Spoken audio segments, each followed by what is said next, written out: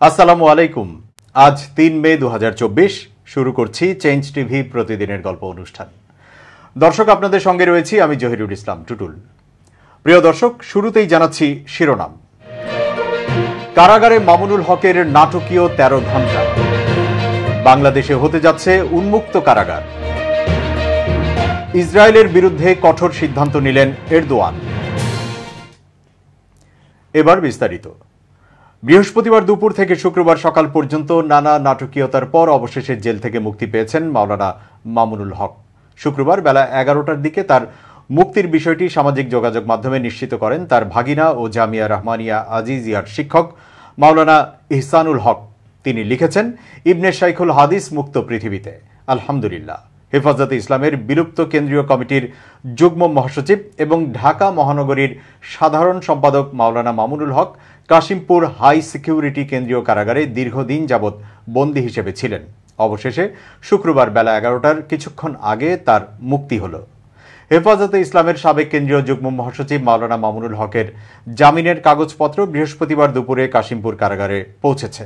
তবে বৃহস্পতিবার রাতে তিনি মুক্তি পাননি। সংশ্লিষ্ট সূত্রে জানা গেছে, বৃহস্পতিবার তিনি সবশেষ মামলায় জামিন লাভ করেন। এই কারণে মামুনুল হক কারাগার থেকে মুক্তি পাচ্ছেন বলে খবর ছড়িয়ে পড়ে। পরে গাজীপুরের কাশিমপুর কারা ফটকে ভিড় করেন তার সমর্থক ও সংগঠনটির নেতাকর্মীরা। রাত ১১টার দিকেই তার মুক্তি পাওয়ার কথা ছিল, কিন্তু কারা ফটকে ভক্তদের অধিক ভিড় থাকার কারণে তার মুক্তি বিলম্বিত হয়। নানা নাটকীয়তা শেষে ১৩ ঘণ্টা পর মুক্তি পেয়েছেন এই কওমি অঙ্গনের নেতা। তবে রাত ১২টা পর্যন্ত মামুনুল হককে মুক্তি দিতে প্রস্তুত রাখা হয়। তার আসবাবপত্র ও অন্যান্য কাগজপত্র গুছিয়ে রাখা হলেও নিরাপত্তার কারণ দেখিয়ে তা বাতিল করা হয়। মামুনুল হকের এক শুভাকাঙ্ক্ষী জানান, সারা রাতই প্রায় নির্ঘুম কাটিয়েছেন এই মাওলানা। তিনি অপেক্ষায় ছিলেন কখন মুক্তি পাবেন। রাত ১২টা পর্যন্ত তিনি আশায় ছিলেন যে রাতেই মুক্তি পেয়ে যাবেন। পরে রাত ১টায় কারা কর্তৃপক্ষ জানায় এখন সম্ভব নয়। রাত ১১টা থেকে সকাল ১১টা মোট ১৩ ঘণ্টার নাটকীয়তা ও অপেক্ষা শেষে মুক্তি পান মামুনুল হক। এ সময় কারা ফটকে তার ভাই মাওলানা মাহফুজুল হক সহ অন্যরা তাকে ফুলেল শুভেচ্ছা জানান। কাশিমপুর হাই সিকিউরিটি কেন্দ্রীয় কারাগারের senior jail super Subrata Kumar Bala জানিয়েছেন, মাওলানা মামুনুল হক কাশিমপুর হাই সিকিউরিটি কেন্দ্রীয় কারাগারে দীর্ঘদিন যাবৎ বন্দী ছিলেন। বৃহস্পতিবার বিকেলে তার জামিনের কাগজপত্র কারাগারে পৌঁছে। অনেকগুলো মামলা থাকায় তার যাচাই বাছাই করতে সময় লেগে যায়। তাছাড়া সন্ধ্যা থেকেই জেল গেটের সামনে তার সমর্থকরা ভিড় করায় খানিকটা বিশৃঙ্খল পরিস্থিতির তৈরি হয়। এরকম পরিস্থিতিতে মামুনুল হককে গেটে এনে আবার আমরা ফিরিয়ে নিয়ে যাই, কারণ আইন শৃঙ্খলা বাহিনী তখন আমাদের জানায় মামুনুল হককে মুক্তি দিলে বাইরে হুড়োহুড়ি বা বিশৃঙ্খল পরিবেশের সৃষ্টি হতে পারে। এদিকে রাত ১২:৩০টার দিকে মামুনুল হক আজ মুক্তি পাচ্ছেন না জানিয়ে কোনাবাড়ী থানার officer in-charge KM Ashraf Uddin ভিড় করা মামুনুল হকের সমর্থক ও হেফাজতে ইসলামের নেতাকর্মীদের চলে যেতে অনুরোধ করেন। পরে তারা কারা ফটক ছেড়ে চলে যান। প্রসঙ্গত, নারায়ণগঞ্জের সোনারগাঁওয়ের রয়্যাল রিসোর্টে ২০২১ সালের ৩ এপ্রিল মামুনুল হক তার দাবি করা দ্বিতীয় স্ত্রী সহ স্থানীয় আওয়ামী লীগের নেতাকর্মীদের দ্বারা অবরুদ্ধ হন। পুলিশ ঘটনাস্থলে গিয়ে তাদের জিজ্ঞাসাবাদ করে। খবর পেয়ে হেফাজতের স্থানীয় নেতাকর্মীরা রিসোর্টে গিয়ে ভাঙচুর চালিয়ে তাকে ছিনিয়ে নিয়ে যান। ঘটনার পর থেকে ঢাকার মোহাম্মদপুরের জামিয়া রহমানিয়া আরাবিয়া মাদ্রাসায় অবস্থান করেন মামুনুল হক। পরে ১৮ এপ্রিল ওই মাদ্রাসা থেকে মাওলানা মামুনুল হককে গ্রেপ্তার করে পুলিশ। এরপর ৩০ এপ্রিল সোনারগাঁও থানায় তার বিরুদ্ধে বিয়ের প্রলোভনে ধর্ষণের মামলা করেন তার সঙ্গে রিসোর্টে অবরুদ্ধ হওয়া নারী।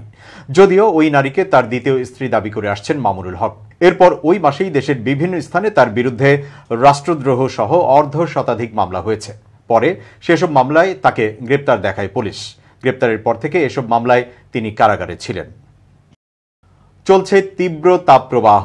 বৃহস্পতিবার রাতে হালকা বৃষ্টি হলেও নিয়মিত বৃষ্টির কোনো সুখবর নেই। আবহাওয়া অফিসের দীর্ঘমেয়াদ পূর্বাভাসে বলা হয়েছে, এ মাসে দেশে ৩ থেকে ৫ দিন বজ্র ও শিলাবৃষ্টি সহ হালকা ধরনের কালবৈশাখী ঝড় বয়ে যেতে পারে। অন্যদিকে ২ থেকে ৩ দিন বজ্র ও শিলাবৃষ্টি সহ মাঝারি বা তীব্র কালবৈশাখী ঝড় হতে পারে। বঙ্গোপসাগরে এ মাসে ১ থেকে ২টি লঘুচাপ তৈরি হতে পারে উল্লেখ করে অধিদপ্তর বলছে, এর মধ্যে মাসের দ্বিতীয়ার্ধে একটি লঘুচাপ নিম্নচাপ বা ঘূর্ণিঝড়ের রূপ নিতে পারে। তাপপ্রবাহের পূর্বাভাস দিয়ে বলা হয়েছে, এ মাসে দেশের কোথাও কোথাও ১ থেকে ৩টি মৃদু তাপপ্রবাহ বয়ে যেতে পারে। এসব এলাকায় তাপমাত্রা থাকবে ৩৬ থেকে ৩৮ ডিগ্রি সেলসিয়াস, আর কোথাও কোথাও ১ থেকে ২টি তীব্র তাপপ্রবাহ বয়ে যেতে পারে। এ সময় তাপমাত্রা থাকবে ৪০ ডিগ্রি সেলসিয়াসের বেশি। এছাড়া এ মাসে দিনের তাপমাত্রা স্বাভাবিকের তুলনায় বেশি থাকতে পারে, রাতের তাপমাত্রা থাকতে পারে স্বাভাবিক। দেশের নদ নদীর অবস্থা তুলে ধরে পূর্বাভাসে বলা হয়েছে, মে মাসে দেশের প্রধান প্রধান নদ নদীগুলোতে স্বাভাবিক প্রবাহ থাকতে পারে। তবে উজানে ভারী বৃষ্টিপাতের পরিপ্রেক্ষিতে দেশের উত্তরাঞ্চলে ও উত্তর পূর্বাঞ্চলের নদীগুলোর পানি সমতল সময় বিশেষে দ্রুত বাড়তে পারে। কিছু কিছু স্থানে বিপদসীমার কাছাকাছিও প্রবাহিত হতে পারে। মে মাসের দীর্ঘমেয়াদী পূর্বাভাস নিয়ে জানতে চাইলে আবহাওয়াবিদ হাফিজুর রহমান সারা বাংলাকে বলেন, মে মাসের শুরুতেই একটু বৃষ্টি হয়েছে। শুক্রবার এবং আগামী কয়েকদিনেও দেশের বিভিন্ন এলাকায় বৃষ্টির পূর্বাভাস রয়েছে। ফলে ৫-৬ তারিখের পর আবহাওয়া অনেকটাই সহনীয় হয়ে আসবে। এর মধ্যেও কোনো কোনো এলাকায় তাপপ্রবাহ থাকতে পারে। তবে এ মাসে স্বাভাবিক বৃষ্টিপাতের পূর্বাভাসই দেওয়া হয়েছে। উন্নত দেশের মতো বাংলাদেশেও আরামদায়ক উন্মুক্ত কারাগার নির্মাণের পরিকল্পনা গ্রহণ করা হয়েছে বলে জানিয়ে স্বরাষ্ট্রমন্ত্রী আসাদুজ্জামান খান কামাল বলেছেন, কক্সবাজারের উখিয়ায় শিগগিরই উন্মুক্ত কারাগার নির্মাণের কার্যক্রম শুরু করা হবে। জাতীয় সংসদে প্রশ্নোত্তর পর্বে নোয়াখালী ৩ আসনের সংসদ সদস্য মামুনুর রশিদ কিরণের প্রশ্নের জবাবে একথা বলেন তিনি। স্বরাষ্ট্রমন্ত্রী বলেন, মালয়েশিয়ার কমিউনিটি রিহ্যাবিলিটেশন প্রোগ্রামের আদলে উন্মুক্ত কারাগার নির্মাণের জন্য কক্সবাজার জেলার উখিয়া উপজেলায় ১৬০ একর জমি বন্দোবস্ত পাওয়া গেছে। শিগগিরই উন্মুক্ত কারাগার নির্মাণের কার্যক্রম শুরু করা হবে। সরকার দলীয় সংসদ সদস্য নিজাম উদ্দিন হাজারীর প্রশ্নের জবাবে আসাদুজ্জামান খান কামাল বলেন, বর্তমান সরকারের বিগত ৩ মেয়াদে পুলিশ বাহিনীতে ৮৩,৫৭৭টি পদ বাড়ানো হয়েছে। এছাড়া অপরাধমূলক কর্মকাণ্ড প্রতিরোধে ও অভিযান পরিচালনার জন্য এবং বাংলাদেশ পুলিশকে ত্রিমাত্রিক বাহিনীতে রূপান্তরের জন্য ২টি অত্যাধুনিক হেলিকপ্টার সংযোজনের কার্যক্রম চলমান রয়েছে বলেও জানান তিনি। এবার ভারতের খবর। সম্প্রতি কংগ্রেস নেতা রাহুল গান্ধীর প্রশংসা করেছেন পাকিস্তানি নেতা, আর এরপরই বিষয়টি নিয়ে তাকে একহাত নিচ্ছেন বিজেপি নেতারা।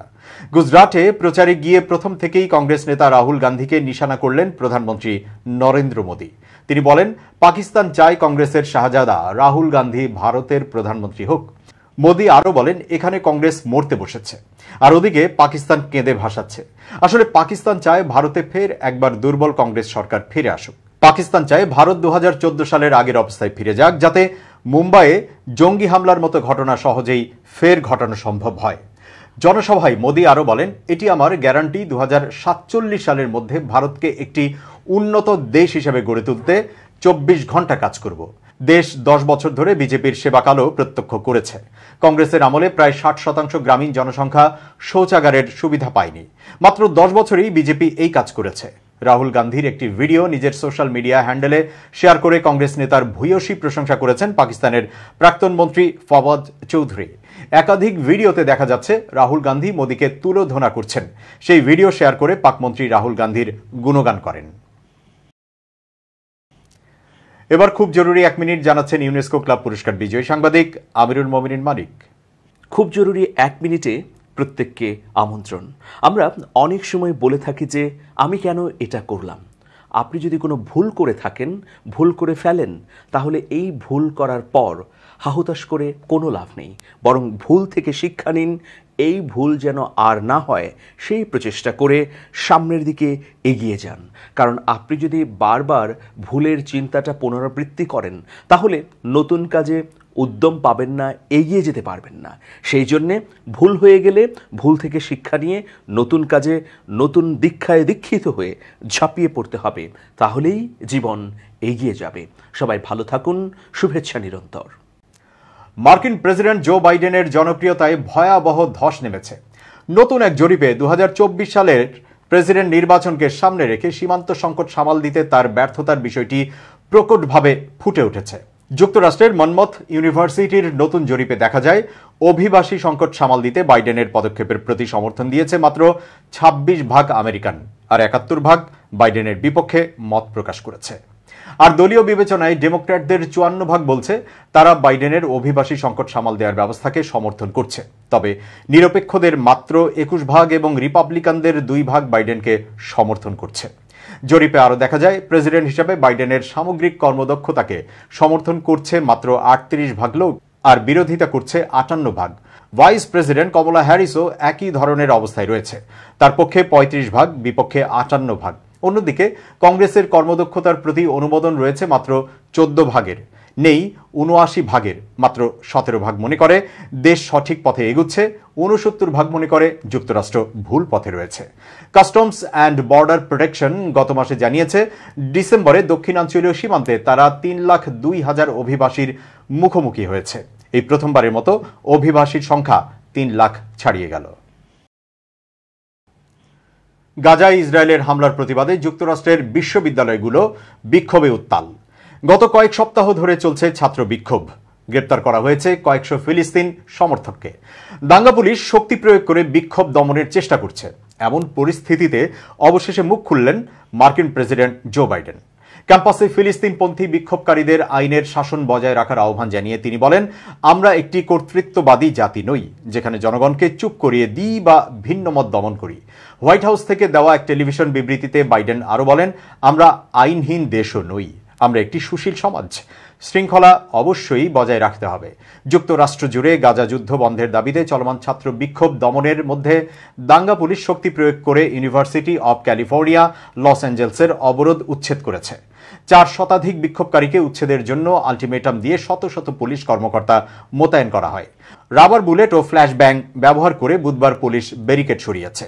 এ সময় 90 জনকে গ্রেপ্তার করা হয়। বিশ্লেষকরা বলছেন, শান্তিপূর্ণ বিক্ষোভকারীদের শক্তি প্রয়োগের মাধ্যমে উচ্ছেদ করে যুক্তরাষ্ট্রের বিশ্ববিদ্যালয় প্রশাসন চরম অসহিষ্ণুতা দেখাচ্ছে। এর আগে নানা সময়ে দেশটার বিশ্ববিদ্যালয়ে শান্তিপূর্ণ আন্দোলনে কর্তৃপক্ষ বাধা না দিলেও এবার ফিলিস্তিনপন্থী বিক্ষোভকারীদের ক্ষেত্রে দ্বিমুখী নীতি অবলম্বন করছে। পুলিশ এর আগে ক্যালিফোর্নিয়া বিশ্ববিদ্যালয়ে বিক্ষোভকারীদের চলে যাওয়ার অন্যথায় গ্রেপ্তারের হুমকি দিয়েছিল। এরপর কয়েক ঘন্টার অচলাবস্থা শেষে স্থানীয় সময় বুধবার রাতে পুলিশ বিক্ষোভকারীদের তাঁবুতে প্রবেশ করে। সহিংস ইসরায়েলপন্থী উগ্র জনতার তাদের ক্যাম্পে আক্রমণ করার 24 ঘন্টারও কম সময় পরে এ ঘটনা ঘটল। এর আগে মঙ্গলবার রাতে কলম্বিয়া বিশ্ববিদ্যালয় ও নিউ ইয়র্কের সিটি কলেজের প্রায় 300 বিক্ষোভকারীকে গ্রেপ্তার করা হয়েছে। মঙ্গলবার রাতে ও বুধবার সকালে ইউসিএলএ ক্যাম্পাসে শান্তিপূর্ণ ফিলিস্তিনপন্থী বিক্ষোভকারীদের উপর উগ্র ইসরায়েলপন্থীরা আক্রমণ করে। বুধবারে পুলিশের অভিযানের পর প্রায় সব বিক্ষোভকারীকে ইউসিএলএ ক্যাম্প থেকে সরিয়ে দেওয়া হয়। অভিযানের সময় কিছু বিক্ষোভকারীকে ভয়ার্ত দেখালেও অন্যরা যতদিন সম্ভব অবস্থান বজায় রাখার জন্য সত্যি দৃঢ় প্রতিজ্ঞ ছিলেন বলে আল জাজিরা জানায়। অনেক বিক্ষোভকারী পুলিশকে লক্ষ্য করে শেম অন ইউ বলে চিৎকার করছিলেন। বার্তা সংস্থা এপি জানায়, গত 18 এপ্রিল থেকে যুক্তরাষ্ট্রের 30টি উচ্চ শিক্ষা প্রতিষ্ঠান থেকে ফিলিস্তিন সমর্থক 1600 বিক্ষোভকারীকে গ্রেপ্তার করে পুলিশ। মার্কিন যুক্তরাষ্ট্র ছাড়া আরও 6 দেশে ছড়িয়ে পড়ল ইসরায়েল বিরোধী বিক্ষোভ। ব্রিটেনের লিডস বিশ্ববিদ্যালয়, ইউসিএল ও ওয়ারউইক বিশ্ববিদ্যালয় ক্যাম্পাসে ফিলিস্তিনপন্থীরা বিক্ষোভ শুরু করেছেন। তাঁবু খাটিয়ে আন্দোলন শুরু হয়েছে কানাডার ম্যাকগিল বিশ্ববিদ্যালয়ের কিউবেক ক্যাম্পাসে। মন্ট্রিলের কনকর্ডিয়া বিশ্ববিদ্যালয়েও ফিলিস্তিনপন্থীরা বিক্ষোভ করছেন। বিক্ষোভ হয়েছে মিশরের আমেরিকান ইউনিভার্সিটি জন কায়রো ক্যাম্পাসে। এছাড়া ফ্রান্সের সায়েন্সেস পো অ্যান্ড সারবন ও institute of political studies campus এবং ইতালির সাম্পিয়েঞ্জো বিশ্ববিদ্যালয় ক্যাম্পাসেও ছড়িয়ে পড়েছে বিক্ষোভ। অস্ট্রেলিয়ার সিডনি বিশ্ববিদ্যালয় ও মেলবোর্ন বিশ্ববিদ্যালয় ক্যাম্পাসেও হয়েছে বিক্ষোভ। ফিলিস্তিন ইস্যুতে দখলদার ইসরায়েলের সঙ্গে সব ধরনের বাণিজ্য বন্ধ করে দিয়েছে তুরস্ক। তারা বলেছেন, ইসরায়েল থেকে তুরস্কে আর কোনো পণ্য আসছে না এবং যাচ্ছেও না।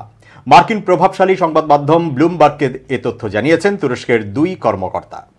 ইসরায়েলি পররাষ্ট্রমন্ত্রী ইসরায়েল কাৎজ তুরস্কের প্রেসিডেন্ট রিসেপ তাইয়েপ এরদোয়ানের বিরুদ্ধে এক্সে একটি পোস্ট করেছেন। এতে তিনি অভিযোগ করেছেন, বন্দর দিয়ে ইসরায়েলি পণ্য আমদানি ও রপ্তানি বন্ধ করে দিয়ে তুরস্কের প্রেসিডেন্ট এরদোয়ান বাণিজ্যিক চুক্তি ভঙ্গ করেছেন। তিনি এক্সে লিখেছেন, স্বৈরশাসক এমন ব্যবহার করে থাকে। তুরস্কের মানুষ ও বাণিজ্য এবং আন্তর্জাতিক বাণিজ্য চুক্তিকে উপেক্ষা করেছেন তিনি। তুরস্ক বাণিজ্য বন্ধ করে দেওয়ায় বিকল্প হিসেবে অন্য দেশগুলো থেকে পণ্য আমদানি এবং স্থানীয়ভাবে পণ্য উৎপাদনের জন্য সরকারি প্রতিষ্ঠানকে নির্দেশনা দিয়েছেন বলে জানিয়েছেন দখলদার ইসরায়েলের পররাষ্ট্রমন্ত্রী। তিনি এক্সে এ ব্যাপারে লিখেছেন, তুরস্কের সঙ্গে বাণিজ্যের বিকল্প খুঁজে বের করতে আমি ইসরায়েল IMAF এর মহাপরিচালককে সংশ্লিষ্ট পার্টির সঙ্গে তাৎক্ষণিকভাবে কাজ শুরুর নির্দেশনা দিয়েছি।